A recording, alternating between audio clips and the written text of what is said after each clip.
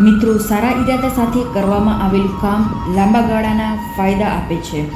જો કામ કરતી વખતે ઈરાદા સારા ન હોય તો સફળતા મળ્યા પછી પણ તમને શાંતિ મળતી નહીં. વ્યક્તિએ હંમેશા એવું કામ કરવું જોઈએ જેનાથી બીજાને પણ ફાયદો થાય.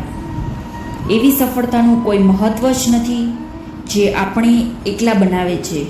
જો તમે સફળ થશો તો તમારો પરિવાર અને મિત્રો પણ તમારી સાથે હશે, તો સફળતાનું મહત્ત્વ વધી જશે. સફળતાની સાથે અભિમાન પણ આવી શકે. આપણે આ દૃષ્ટાંતથી બચવું જોઈએ. અભિમાન જીવનને બરબાદ કરી શકે છે. સફળતા મેળવવા પછી પણ નમ્રતા ન ગુમાવો.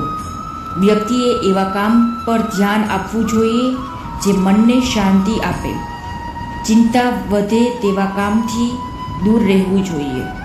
ખોટા ઈરાદા સાથે કરેલા કામથી મળેલી સફળતા લાંબા ગાળે લાભ આપતી નથી. આવી સફળતા મનને અશાંત કરે છે. નિષ્ફળતા પછી પણ નિરાશ ન થવું. નિષ્ફળતામાંથી શીખેલા પાઠો ઉપયોગમાં કરીએ ફરી પ્રયાસ કરવાથી અચૂક સફળતા મળે છે. રાધે રાધે.